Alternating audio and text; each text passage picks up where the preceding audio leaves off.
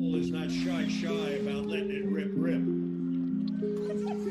And now he's playing point guard. Yep. Oh, look at that. 3 times the player that his dad could shoot like that. Oh, get out. 9'7" wingspan. Here's a great example. As we turned on our televisions to finally watch basketball for the very first time, and although some people didn't get the opportunity to watch this game, I'm sure you may have seen this image on Twitter. The Denver Nuggets starting lineup. Starting at center, Mason Plumlee. That sounds about normal to me. Starting at forward, Paul Millsap. Okay, sounds normal to me still. Starting at the other forward, Bol Bol. Might be a little interesting having a 7'2" player at the other forward position.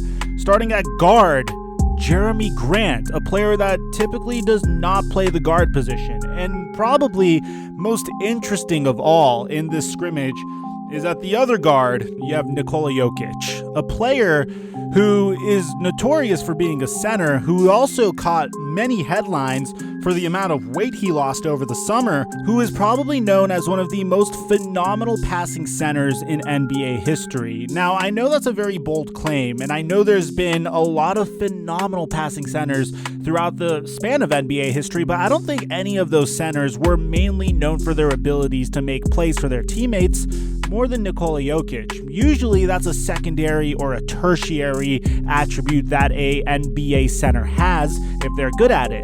But I think we could all agree, as talented as Nikola Jokic is at scoring the ball, his main bread and butter is creating plays for his teammates. The result of this is fairly interesting because now you need to find a head coach who is up to the challenge to maximize the most of Nikola Jokic's talents. But when I saw this lineup, there's something that popped into my head that absolutely terrified me, and a lot of you guys have been asking me to make this video on the Denver Nuggets for quite some time, and after watching this, I had no choice but to finally sit down and make this video. Now, before we get to the video, guys, make sure you smash the like button for the YouTube algorithm, subscribe if you want to, but also I'm doing multiple giveaways for NBA 2K21. I'm doing one on my Twitter and I'm doing one on my Instagram page. I'm going to leave a link to both of those in the description down below.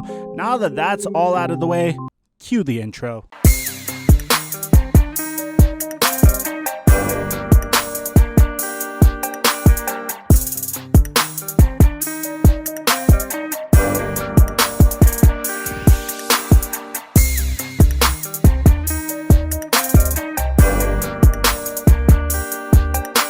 Now look, I understand that this could be an over-analysis. I understand that this could be an over-analyzation. A lot of you guys might think I'm way in over my head, but whenever I see experimentation occur in the NBA, I think it's my responsibility to bring it in front of your eyes so you could become privy and aware of what a team is attempting to do, because it needs to be recognized. After the Golden State Warriors successfully broke the NBA and created a dynasty that many teams tried to replicate but absolutely failed because they didn't have the personnel to do so, a lot of teams have been doing whatever it takes to somehow experiment and come up with their own little offensive system that is absolutely impossible to stop. Off the top of my head, you have the New Orleans Pelicans trading for Demarcus Cousins a few years ago to pair him with Anthony Davis to see what happens when you have two big men that are adept at shooting the three, fairly adept at shooting the three, adept at creating plays for one another and handling the ball. What happens when you put them on the same team with each other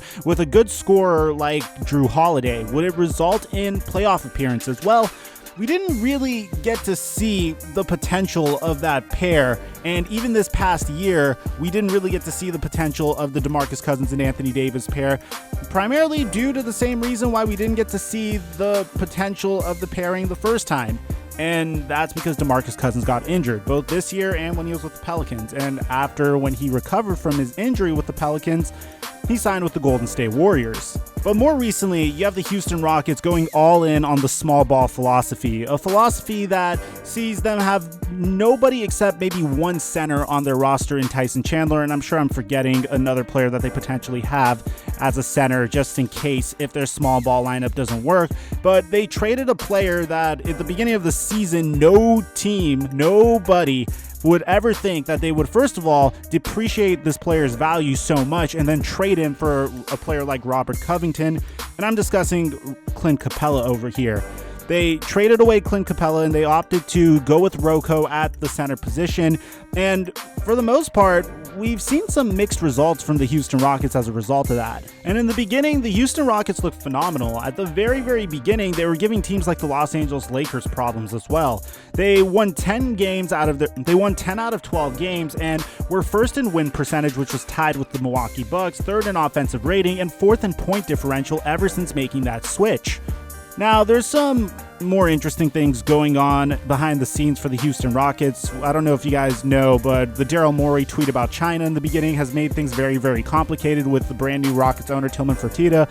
So there's also rumblings about potentially not bringing Mike D'Antoni back. So maybe they're trying to see what the potential of Mike D'Antoni's offense is when they finally go all in on it, as opposed to having a hybrid where they still have a center in addition to having multiple small ball players on the court. This time, I'm seeing something that absolutely fascinated me. A lineup of players that should probably be playing the center or power forward position, and it works because, well, Nikola Jokic is a very good playmaker. You don't see Jamal Murray here anywhere, and he's probably going to be coming off of the bench.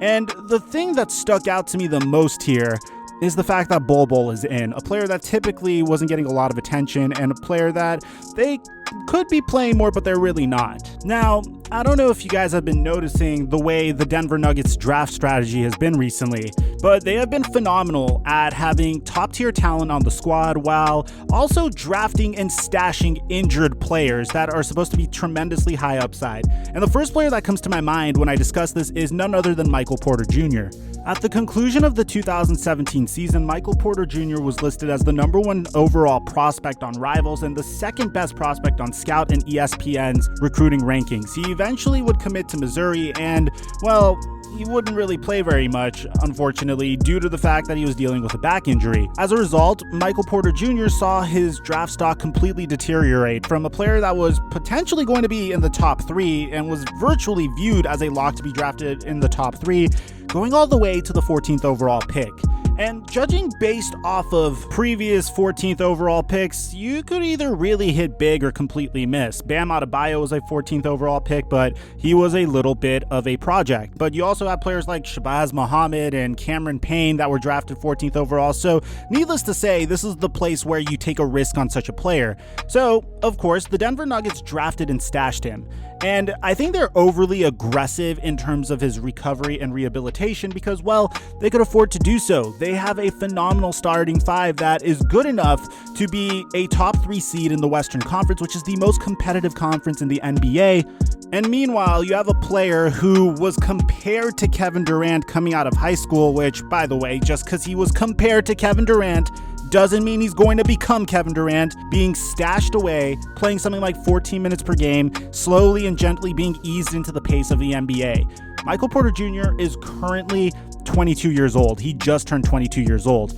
Bol Bol is 20 years old, and if there's a player that I can compare Bol Bol to, and again, this is the best case scenario, you cannot ever definitively point at a player and say, this is his ceiling and he's destined to hit it. There's been a lot of times where players are supposed to be a specific player and they didn't end up becoming a specific player.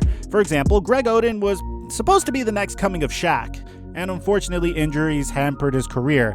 There's other instances like Deshaun Stevenson, according to NBA Draft.net, was supposed to be the next coming of Michael Jordan, and that never materialized.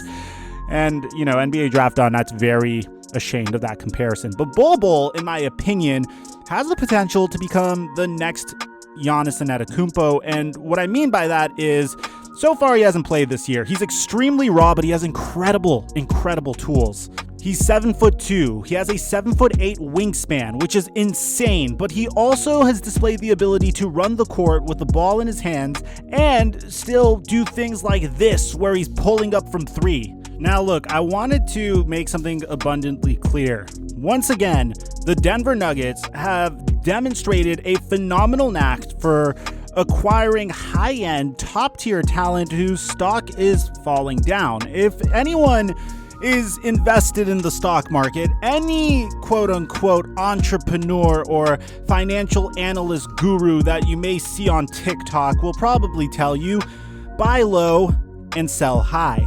And both Bol Bol and Michael Porter Jr., players that were supposed to be top 5 picks at some point, literally have been sidelined due to injuries, and the Denver Nuggets were able to swoop them up for cheap. Bol Bol was drafted with the 44th overall pick. Now, listen, I'm going to be honest with you guys.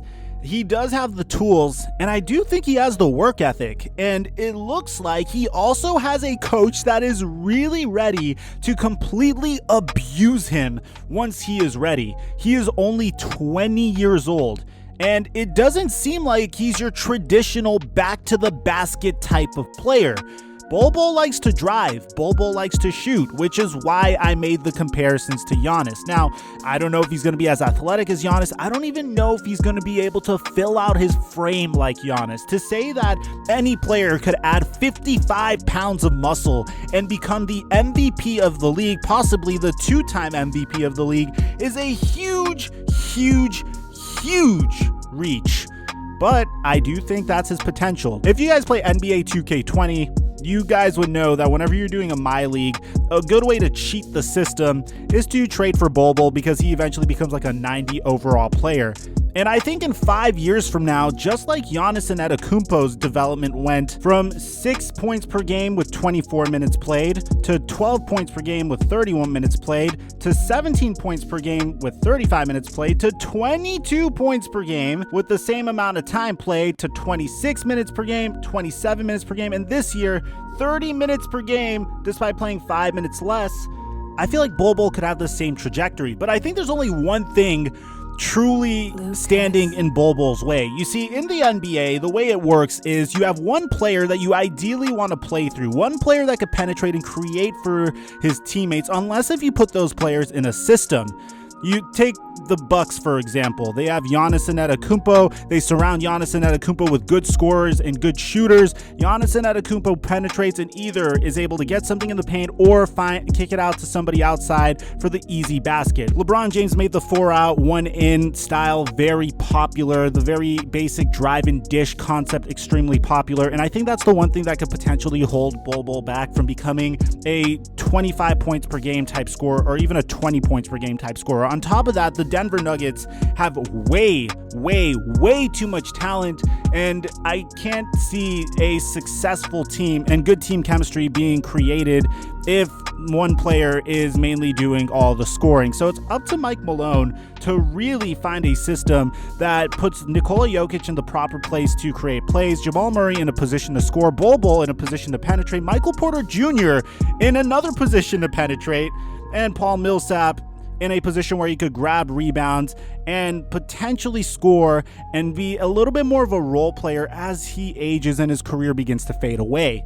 Nonetheless, don't sleep on the Denver Nuggets, because I think in about a year or two, as this team develops, this team is going to easily become one of the best teams in the entire NBA. And if there's a team that I could compare them to right now, I would compare them to the 2017 Boston Celtics after they drafted Jason Tatum. They have youth and they have veteran leadership. And hopefully they don't have a player like Kyrie Irving coming in and messing that up, but I don't see Nikola Jokic and Jamal Murray and Paul Millsap as those types of players, although Jamal Murray's fairly young as well. Let me know what you guys think about this. Did I reach anywhere? I know the Giannis and Antetokounmpo comparison's kind of nuts, but I think the fact that both of those players are extremely raw, they're going to take some time for seasoning to come in and become the best versions of themselves. I feel like their career trajectories are going to be very similar, but I could be wrong.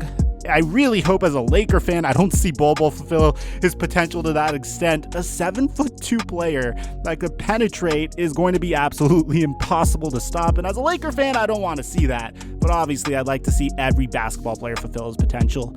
I'm your boy, Theflightmike, and it's good that the NBA is back, man. I'll catch y'all in the next upload.